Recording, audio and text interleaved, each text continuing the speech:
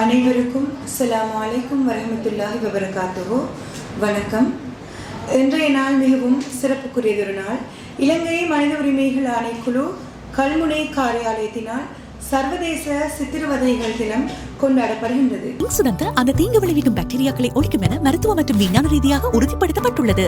சர்வதேச சித்திரவதைகளுக்கு எதிரான தினத்தையொட்டி கல்முனை வடக்கு பிரதேச செயலகத்தில் போலீஸ் மற்றும் அரசு சார்பற்ற நிறுவனங்களை சேர்ந்த உத்தியோகத்தர்களுக்கான விழிப்புணர்வு நிகழ்வு மனித உரிமைகள் ஆணைக்குழுவின் இணைப்பாளர் அப்துல் ஹசீஸ் தலைமையில் இடம்பெற்றது.